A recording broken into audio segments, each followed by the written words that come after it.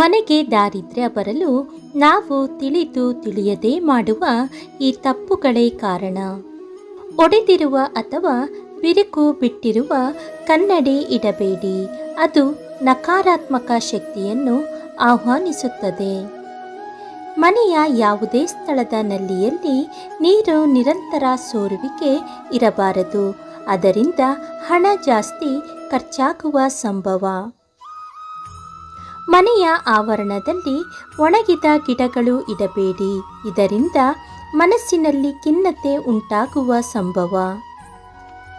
ಸಾಧ್ಯವಾದಷ್ಟು ದೇವರಿಗೆ ಮನೆಯ ಹೂವುಗಳನ್ನೇ ಅರ್ಪಿಸಲು ಪ್ರಯತ್ನ ಮಾಡಿ. ಹೊರಗಡೆಯಿಂದ ತಂದ ಹೂವಿಗೆ ಮನೆಯ ನೀರನ್ನು ಸಿಂಪಡಿಸಬೇಕು, ಶುದ್ಧ ಮಾಡಿ ನಂತರ ಉಪಯೋಗಿಸಬೇಕು. ನಿಂತ ಗಡಿಯಾರವು ಅಶುಭ ಲಕ್ಷಣ, ಇದನ್ನು ಕೂಡಲೇ ಸರಿಪಡಿಸುವುದು ಉತ್ತಮ. ದೇವರ ಕೋಣೆಯ ಮೇಲೆ ಅತಿಯಾದ ಭಾರವನ್ನು ಇಡಬಾರದು.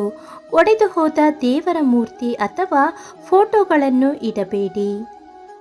ಮನೆಯಲ್ಲಿ ಹಿರಿಯರಿಗೆ ಮತ್ತು ತಂದೆ ತಾಯಿಯರಿಗೆ ಕಾಲು ಮುಟ್ಟಿ ನಮಸ್ಕಾರ ಮಾಡುವ ಪದ್ಧತಿಯನ್ನು ಮಕ್ಕಳಲ್ಲಿ ಬೆಳೆಸಿ.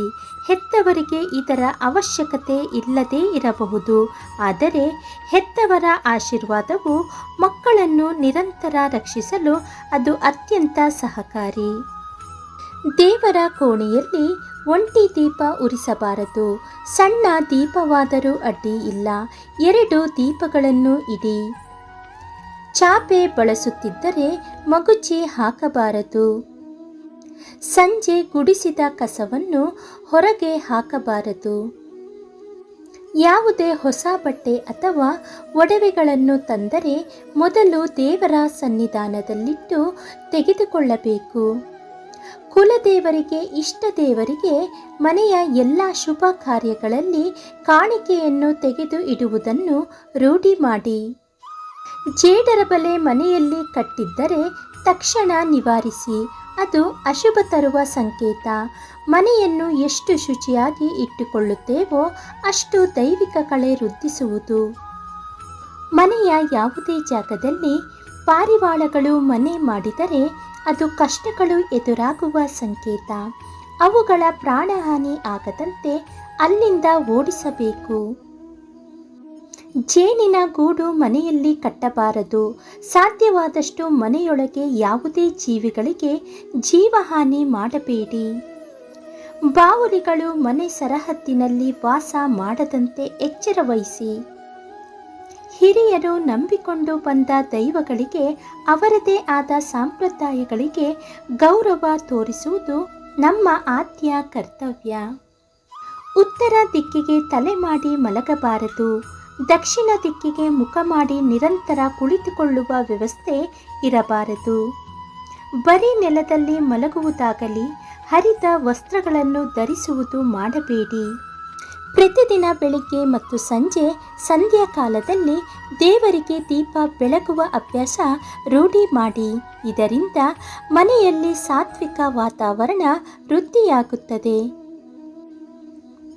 ಆಗ್ನೇಯ ದಿಕ್ಕಿನಲ್ಲಿ, ಅಂದರೆ ದಕ್ಷಿಣ ಮತ್ತು ಪೂರ್ವದ ಮಧ್ಯದ ದಿಕ್ಕಿನಲ್ಲಿ ಅಡುಗೆ ಮನೆ ಇರಬೇಕು.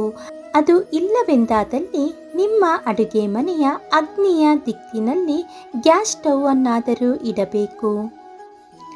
ಅಡುಗೆ ಮನೆಯಲ್ಲಿ ಔಷಧಿಗಳನ್ನು ಇಡಬೇಡಿ.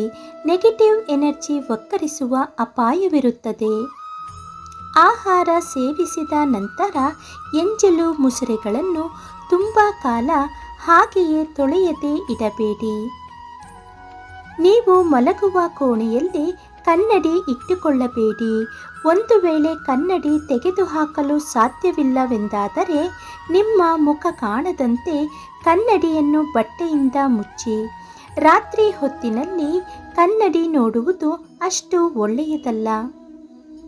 ಸಾಧ್ಯವಿದ್ದಲ್ಲಿ ನಿತ್ಯವೂ ಮನೆಯ ಸಮೀಪದ ದೇವಾಲಯ ಸಂದರ್ಶನ ಉತ್ತಮ.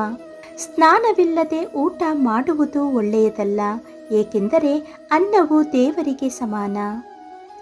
ವರ್ಷಕ್ಕೆ ಒಮ್ಮೆಯಾದರೂ ಗಣ ಹೋಮವನ್ನು ಮಾಡಿದರೆ ತುಂಬ ಉತ್ತಮ.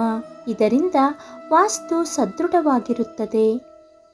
ವರ್ಷಕ್ಕೆ ಒಮ್ಮೆಯಾದರೂ ಅತಿಥಿ ಸತ್ಕಾರ ಪೂಜೆ ಮಾಡಿ, ಯೋಗ್ಯರಿಗೆ ದಾನ ಮಾಡಿ.